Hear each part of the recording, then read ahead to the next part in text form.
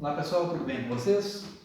Vamos dar sequência então no nosso estudo do capítulo de Teoria Cinética dos Gases, tá? Esse é o nosso 8º vídeo e a gente agora precisa fazer algumas aplicações das equações que a gente viu nos vídeos anteriores sobre esse assunto, né, de Teoria Cinética dos Gases. Basicamente o que a gente fez foi, nesse capítulo, né, estudar gases ideais e estabelecer uma relação entre a pressão de um gás ideal com a velocidade média das suas partículas, né? Isso a gente viu nos vídeos anteriores, e no final do vídeo 7 a gente deduziu uma expressão para a energia interna de um gás ideal, que é a soma das energias cinéticas de todas as partículas de um gás ideal a uma certa temperatura. Tá? Então o que a gente vai fazer a partir de agora é aplicar essas equações que a gente andou deduzindo. Tá? E aqui então tem dois exemplos.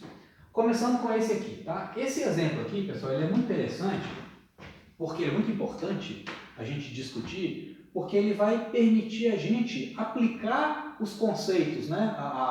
Aplicar a teoria cinética dos gases para o estudo do calor específico molar de gases. Tá? Lembrando lá do capítulo de calorimetria, foi um dos primeiros lá que a gente estudou, nós definimos essa grandeza chamada calor específico molar de uma determinada substância, seja um sólido, um líquido ou um gás. Tá? Primeiro vamos só relembrar o que é essa grandeza, né? Calor específico molar. Bom, se a gente lembra lá da equação fundamental da calorimetria, expressa ou escrita em termos do número de mols daquela substância, a equação fundamental é escrita dessa forma aqui, ó. A quantidade de calor absorvida por uma substância num processo de aquecimento, por exemplo, é igual ao número de mols daquela amostra que você está aquecendo, vezes o calor específico molar, eu represento com essa letra C minúscula, né? Com esse apóstrofozinho, né? É o calor específico molar daquela substância, vezes a variação de temperatura dela. Ou seja, isso é a mesma coisa que eu dizer, se eu reescrever aqui essa expressão, né? O calor específico molar daquela substância é quantidade de calor trocada, dividida por número de mols, dividida por variação de temperatura. Se a gente lembrar as unidades dessa grandeza, calor específico molar, olhando aqui essa equação, a gente vai ver o seguinte, né? As unidades dessa grandeza, chamada calor específico molar, unidade de energia no sistema internacional é Joule, né? N é número de mols, né? Então é Joule por mol vezes ΔT no sistema internacional, unidade de temperatura é em Kelvin. Então, o calor específico molar de uma substância é expresso em termos dessas unidades, Joule por mol Kelvin.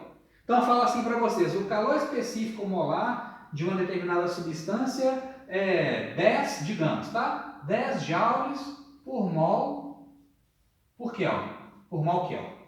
O que essa expressão aqui diz para a gente? O calor específico é uma medida da resistência térmica de uma determinada substância a variações de temperatura, ou seja, é uma medida da dificuldade de você aquecer ou resfriar aquela substância. Por exemplo, aqui, ó, o calor específico de uma substância qualquer é 10 joules por mol Kelvin. O que essa expressão diz para a gente fisicamente? Que se eu pegar 1 mol dessa substância, separar 1 mol dessa substância lá no meu laboratório e tentar aquecer ela e transferir energia para ela, se eu quiser aumentar a temperatura dessa amostra em 1 Kelvin, eu tenho que fornecer quantos joules de calor? 10 joules. Ou o contrário, né? Se eu pegar 1 mol dessa substância e quiser diminuir a temperatura dela em 1 Kelvin, quantos joules a substância tem que transferir para o meio ambiente? 10 joules. Tá? Então, quanto maior o calor específico molar, mais difícil é aquecer ou resfriar aquela substância, porque mais energia eu tenho que fornecer ou remover, né, daquela substância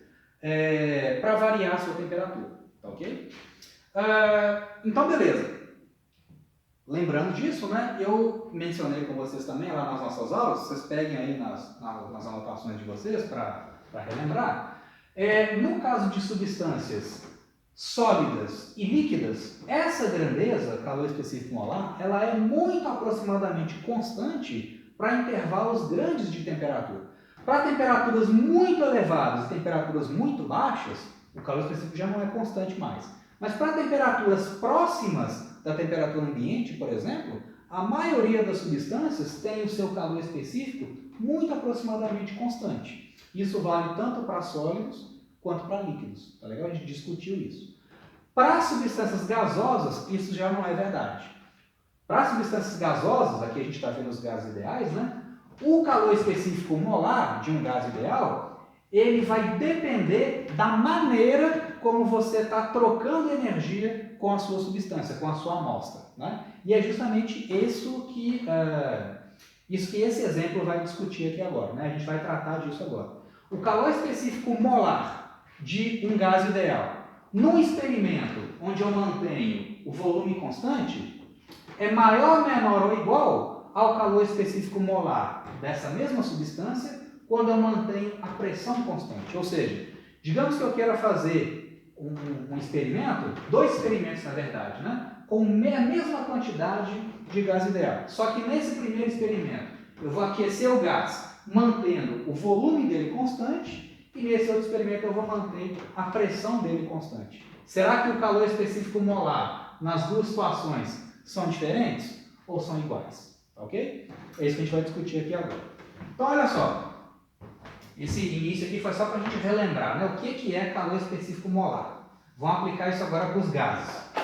Então, nesse primeiro experimento, eu peguei lá N mols de um gás ideal, confinei lá no meu recipiente e aqui também. Tá? E aí eu vou aquecer essa quantidade, né? Esses N mols desse gás ideal. Vou aquecer, mantendo, nesse primeiro experimento aqui, no experimento A, mantendo o volume fixo e aqui mantendo a pressão fixa. De forma que, tanto nesse experimento quanto nesse, eu vou ter a mesma variação de temperatura. Tá? Então eu vou aquecer os dois igualmente, só que um a V constante e outro a B constante. Como que eu mantenho o volume constante aqui, pessoal? Eu vou confinar esse gás aqui nesse recipiente, né? Esse pistão aqui de azul, né, está colorido aqui de azul, é um pistão móvel. O que eu vou fazer? Eu vou travar esse camarada aqui, eu vou fixar esse camarada com essas travas e vou aquecendo o meu gás. A pressão dele vai variar, mas o volume vai ficar fixo. Tá legal? Então eu vou elevar a temperatura dele de ΔT Kelvin, tá bom? E aí nesse segundo experimento aqui, eu vou aquecer de uma forma muito parecida, né? Eu vou elevar a temperatura exatamente da mesma quantidade do experimento anterior, só que aqui eu vou manter a pressão constante. Eu vou permitir que esse pistão aqui se movimente, né? Eu vou permitir que ele suba, mas mantendo a pressão constante. Como que eu regulo, num experimento desse tipo, como que eu regulo a pressão sobre o gás? O que regula a pressão sobre o gás, gente? São justamente esses pezinhos que estão colocados sobre o êmbolo, né? Quanto mais pesos eu coloco aqui em cima, maior a compressão que eles exercem sobre o gás. Então, maior a pressão que está atuando no gás, né? Então, eu vou manter esses pesos fixos, vou aquecer o gás de ΔT Kelvin e vou permitir que esse pistão suba. Então, o volume aqui varia, mas a pressão é sempre constante. E aí a pergunta é essa, né? O calor específico molar do gás, nesse experimento, vai me dar um número maior, menor ou igual ao calor... Desculpa, aqui, gente, é CP e aqui é CV, tá? Esqueci de colocar aqui. Aqui é CV. Então, o calor específico molar do gás, mantido a pressão constante, é maior, menor ou igual ao calor específico molar que eu calculo, né, o que eu determino, num experimento desse tipo aqui. Tá? Então, vamos ver, gente. O que eu tenho para trabalhar são justamente a equação fundamental da calorimetria para os dois experimentos. No primeiro caso, que é a volume constante, olha só, o que a equação fundamental diz para a gente? Quantidade de calor absorvida nesse processo mantido a V constante é igual número de mols do gás, calor específico molar a V constante, vezes variação de temperatura. Ou seja, o CV em linha, né, é quantidade de calor sobre N ΔT. E a mesma coisa a pressão constante. Quantidade de calor absorvido nesse processo é número de mols, calor específico, AP constante, vezes ΔT. Ou seja, o calor específico nesse experimento, quantidade de calor sobre o número de mols e ΔT. O Nzinho é o mesmo e o ΔT é o mesmo nos dois experimentos. Então, nesse caso aqui, se a quantidade de calor absorvida for maior do que no experimento a volume constante, então esse calor específico vai ser maior do que esse. Né? Vamos ver se isso acontece de fato, ou se não, se são iguais. Tá? Então, na verdade, o que eu preciso para responder essa pergunta aqui é avaliar a quantidade de calor que está sendo fornecido para o gás nos dois processos de aquecimento, a V constante e a P constante. Tá? Qual que é a equação, gente, que relaciona quantidade de calor, variação de energia interna e trabalho realizado? Não é justamente a primeira lei da termodinâmica? O que a primeira lei fala para a gente? A variação da energia interna do gás, né, nesse caso, é igual calor trocado menos o trabalho que o gás realiza sobre o pistão. Né?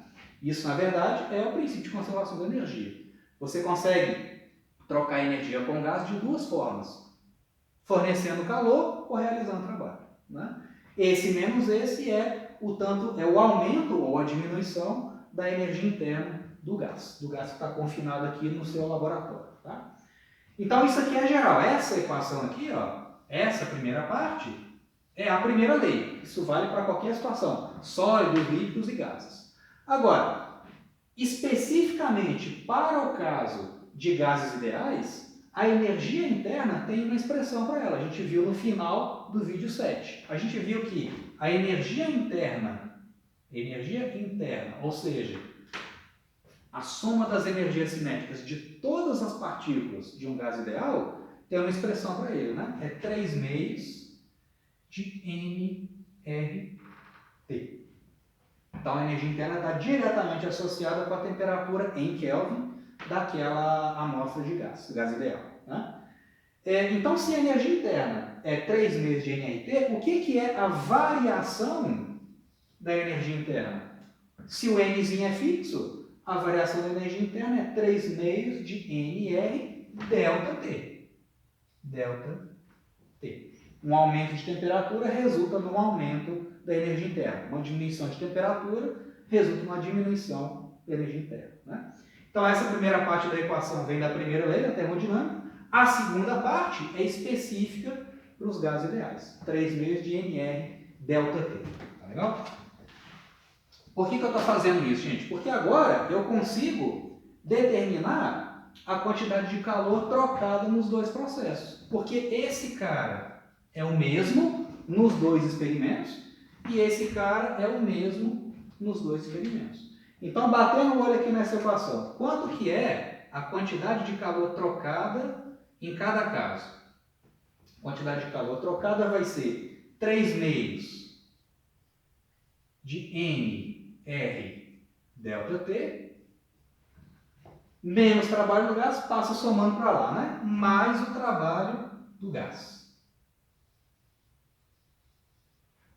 Essa é a expressão geral para a quantidade de calor trocado por um gás ideal, né? Então vamos ver aqui, gente. No caso do processo A, tá? A volume constante. Se o volume do gás está mantido constante, eu tenho realização de trabalho?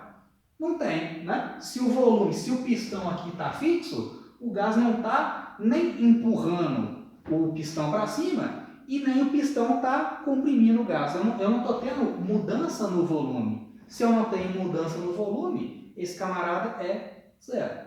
Então, a quantidade de calor trocado, a V constante, é simplesmente o quê? 3 meios de NR delta T. 3 meios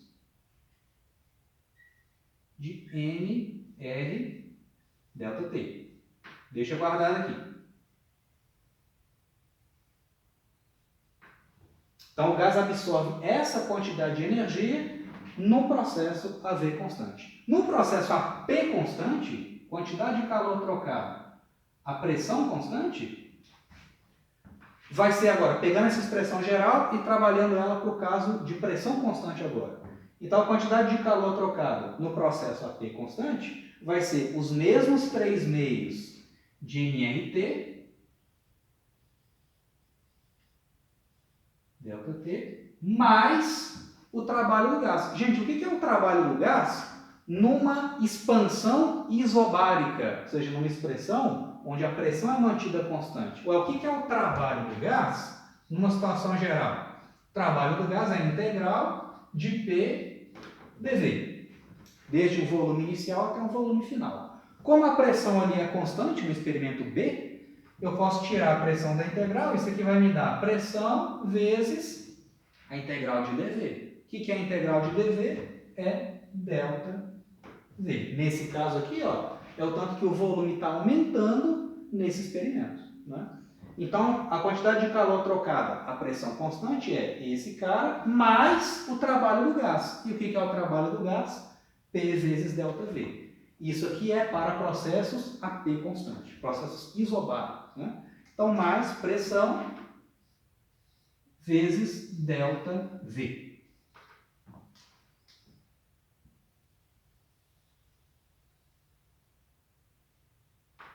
Olha, gente, esse cara aqui, ó, não é um número positivo, porque o volume do gás está aumentando, o gás está expandindo, é uma expansão isobárica. Ué, então olha só, em qual dos dois processos o gás está absorvendo mais calor? A P constante ou a V constante? Não é a P constante? Olha só, o processo a P constante é 3 meios de nR ΔT, que é igualzinho a quantidade de calor que o gás absorveu no processo a volume constante, mais esse termo, e é um termo positivo, P vezes ΔV. Então, no processo a P constante, a quantidade de calor é maior do que num processo a V constante. Ou seja, para o mesmo gás ideal, submetido ao mesmo aumento de temperatura, você tem que fornecer mais calor quando você mantém a pressão constante do que quando você mantém o volume constante do gás. Então, voltando aqui na expressão, qual dos calores específicos que vai ser maior? O Cp ou o Cv? Ué, de novo, né? N ΔT é igualzinho para os dois experimentos, então quanto mais calor fornecido, maior o calor específico. Então, nesse caso, como Qp é maior que Qv, o calor específico a P constante, para um gás ideal, é maior do que a V constante. Então, respondendo aqui a pergunta, né, aqui no cantinho, respondendo aqui em cima, tá? A quantidade, o calor específico de um gás ideal a pressão constante é maior do que o calor específico molar do gás a volume constante. Então, Cp, linha, né, o calor específico a P constante é maior que o calor específico molar a volume constante. Tá? Isso para gases ideais. Beleza? Isso faz sentido na gente, porque olha só, fisicamente, né, a matemática, ok, mostrou isso para gente. Fisicamente, o que isso está querendo dizer para gente? Olha só, nessa primeira situação, como não tem realização de trabalho, todo o calor que você fornece é utilizado para aquecer o gás. Então, tudo que você fornece de calor está sendo usado para aumentar a temperatura. No segundo caso, não. A quantidade de calor que você fornece, parte dela é usada para aquecer o gás e parte dela é usada para realizar o trabalho. Então, acaba que nesse caso aqui, para você aquecer o mesmo gás igualmente, nesse outro caso aqui você precisa fornecer mais energia para compensar essa realização de trabalho feito pelo gás. Tá legal? Por isso que esse cara é maior do que esse. Uns vídeos mais para frente a gente vai obter uma expressão, uma fórmula matemática para o calor específico de um gás ideal, a P constante e a V constante. Tá? A gente vai chegar numa formulazinha para eles. Tá? Mas por enquanto guardem isso, né? O AP constante é maior do que o CV linha, tá? Ou calor específico molar, a V constante. Beleza? Então esse é o nosso primeiro exemplo. E vamos agora fazer esse segundo aqui, que é mais rapidinho, tá? Ele é bem mais direto. Então, esse segundo exemplo é o seguinte. Digamos que, né, você tem um mol de uma amostra de gás hélio considerada ideal, né? Então, você pegou lá uma amostra de gás hélio e está considerando como um gás ideal. Está lá no seu laboratório. E aí você quer aumentar a temperatura desse gás ideal, aumentar em 10 Kelvin, tá? A temperatura dele, mantendo o volume constante desse gás ideal. Tá? E eu quero saber quanto de energia você precisa fornecer, dada essa condição, para aumentar a temperatura em 10 Kelvin. né? Quanto de calor você tem que dar para ele. Então, gente, de novo, qual que é a equação que relaciona quantidade de calor trocado, trabalho realizado e energia interna de um gás ideal? Não é justamente a primeira lei da termodinâmica, eu vou aplicar exatamente essa ideia aqui. Ela tem todos os ingredientes que eu preciso. Porque olha só, volume constante. Se é volume constante, eu não tenho realização de trabalho, ok? Eu sei a expressão da energia interna de um gás ideal, que é, ou da variação da energia interna de um gás ideal, que é 3 meios de nR delta T. Então, a partir disso aqui, eu consigo achar a quantidade de calor trocado naquela condição, naquele experimento, né?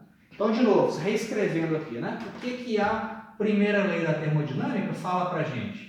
Que ΔE interno sempre essa relação é absolutamente geral. Variação da energia interna é igual calor trocado menos o trabalho realizado, no caso, é um gás, né? Variação da energia interna é Q menos W, isso é geral. Agora, especificamente para o caso de gases ideais, qual que é a expressão dessa grandeza, ΔE interno? Ué, isso aqui é igual a 3 meios de nR delta T. Né? O lado direito ali é específico, é aplicando essa expressão específica para os gases ideais, né? Então, beleza. O exercício me deu o número de mols, ele me deu o aumento de temperatura que eu quero e falou que o experimento está sendo feito, ou esse processo de aquecimento está sendo feito a volume constante. Se o volume é constante, quanto que vale isso aqui, gente? Trabalho do gás é qual a conta? É igualzinho essa situação aqui, né? O pistão ele não está se movimentando nem para cima nem para baixo. Se não tem variação de volume, o trabalho do gás é igual a zero. Então, nesse caso, a quantidade de calor fornecida para o gás, AV constante, é 3 meios de nR delta T. Né? Então, isso aqui é igual a 3 meios. O número de mols é 1, né? A constante universal dos gases é tabelada, né? Não precisa saber de cor. Ela é 8,31 no sistema internacional. Joule por mol Kelvin, né? Eu estou usando tudo ali no sistema internacional de unidades, tá? E o delta T em Kelvin, 10 Kelvin. Então, fazendo a continha aqui, eu já fiz, deu 124,7 joules.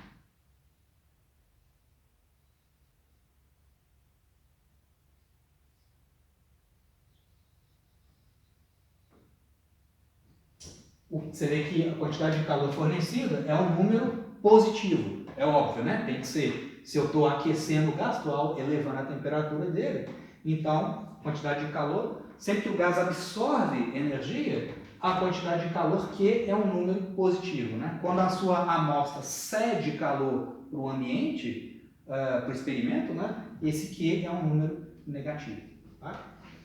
Aqui, pessoal, deixa eu só fazer um último comentário, tá? Até também seguindo aí a sequência de conteúdos desse capítulo do Halliday, do livro do Halliday. Por que eu tomei esse cuidado de falar que é um gás ideal hélio? Por que eu estou especificando, né? Por que é um gás hélio? Né? E em que isso influencia no meu tratamento? Influencia no seguinte, gente. Quando a gente fez, no vídeo anterior, o cálculo da energia interna de um gás ideal, né, eu falei que a energia interna de um gás ideal é a soma das energias cinéticas das partículas que formam aquele gás. Essa energia interna dava 3 meios de nRT, que é o que a gente está usando aqui o tempo todo, né? Usou nesse exercício e usou nesse aqui também, tá? Essa fórmula, pessoal, ela só leva em conta a energia cinética de translação das partículas. No caso do gás hélio, o gás hélio é um gás nobre, né? Então, ele não forma moléculas. Então, você tem um gás ideal formado por átomos de hélio é simplesmente um tanto de partículas, né? Tanto de átomos de hélio que viajam aleatoriamente no interior do recipiente, onde o gás está contido, sem formar moléculas. Então, de fato, numa situação dessa, né, para esse tipo de gás ideal, a única forma de energia que a gente tem é a energia cinética de translação dos átomos. Mas isso nem sempre é verdade. No caso, por exemplo, de gás molecular, por exemplo, vamos pegar o caso do oxigênio. Tá? O oxigênio molecular, ele é O2, né? Então você tem um átomo de oxigênio aqui, uma ligação, né, duas ligações covalentes aqui e um outro átomo lá. Né? Eles se ligam e formam uma molécula. Para um gás ideal formado por moléculas de oxigênio, a energia interna não vai ser 3 meios de nRT, vai ser 3 meios de nRT mais um fator. Por que aparece esse outro fator?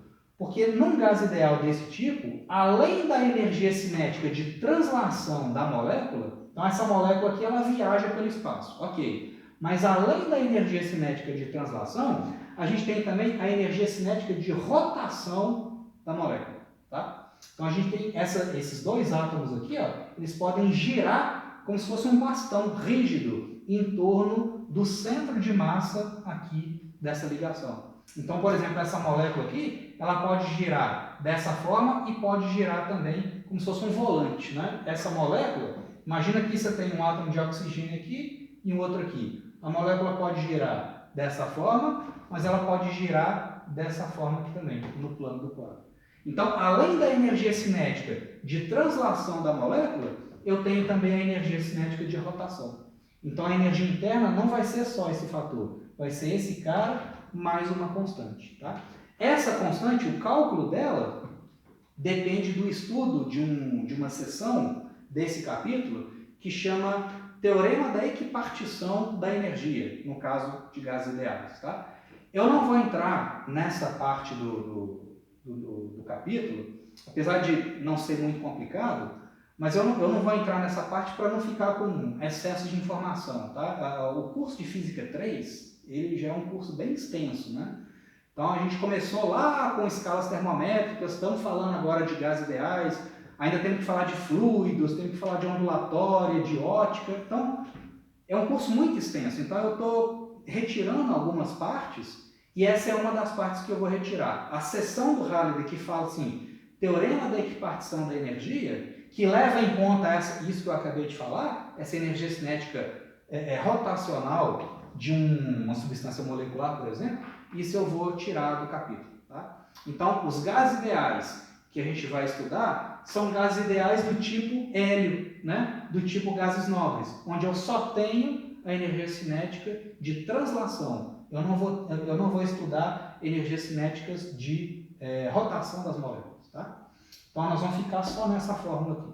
Tá legal? Mas sim, eu estou falando isso só porque se vocês virem isso em algum outro contexto aí, né, na engenharia, saibam disso, né? Que gases ideais moleculares têm outras formas de energia cinética além da energia cinética de translação. Tá legal? Então tá, gente, isso encerra o nosso vídeo 8 e no 9 a gente faz mais exemplos. Tá?